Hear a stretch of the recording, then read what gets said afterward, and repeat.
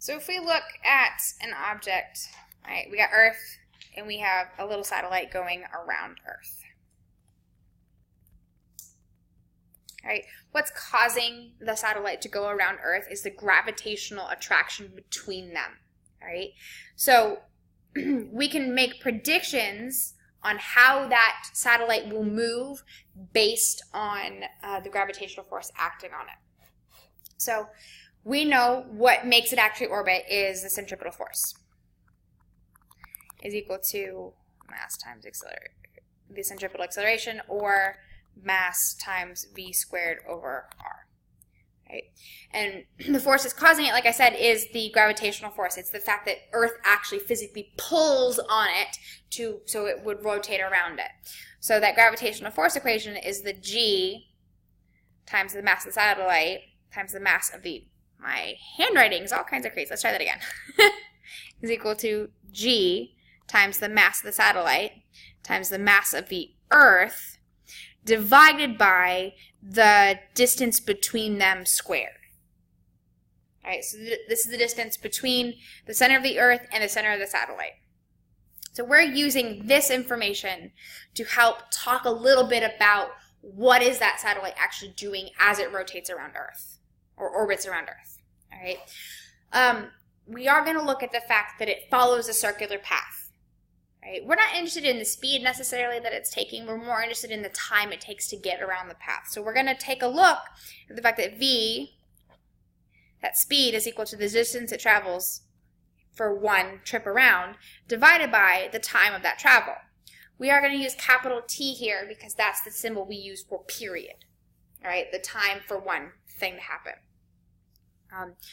We are going to make the approximation that our satellite is following a circular orbit, even though most orbits are actually elliptical in nature. They're more like a squished oval.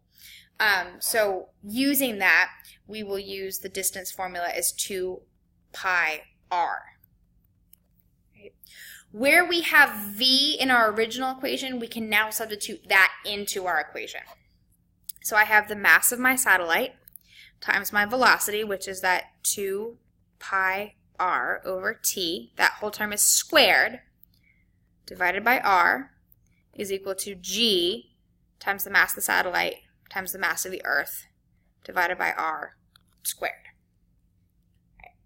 I've left it in really broad, vague terms. I've left all of my mess and jumble there. I didn't clean it up before I made any substitutions.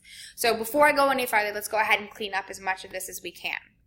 I do have the mass of the satellite on both sides of my equation.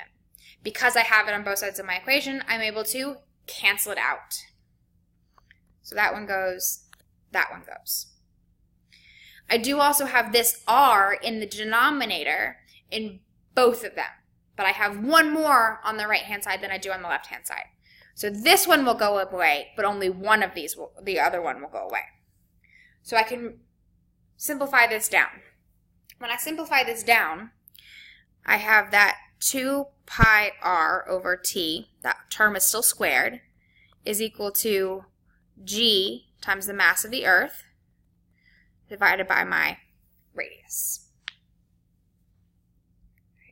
We're going to continue to sort of simplify this down as much as we possibly can, and we're going to distribute this square into my term.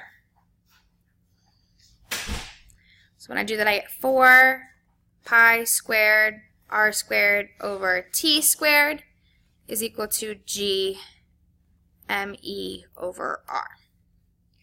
Generally speaking, I want things in terms of t. I'm more interested in what's going on with the period. So I'm going to multiply both sides by t squared, and I'm going to multiply both sides by r at the same time. That'll pull those out of the denominator. So it's basically I'm cross multiplying. When I do that, I'm multiplying by this r by the r squared, making this whole term r cubed. Okay, so 4 pi squared r cubed is equal to g times the mass of the Earth times my period squared. The only last step that would give us the Kepler's law is to divide out the big G in the mass of the Earth.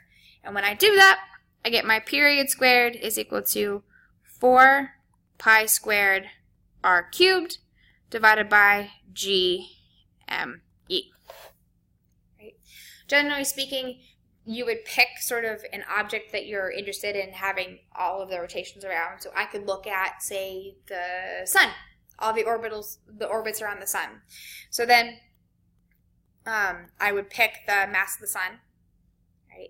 And then as the radius of orbit changes or increases, right, we're going to see the period change as well, right? And there is that proportionality.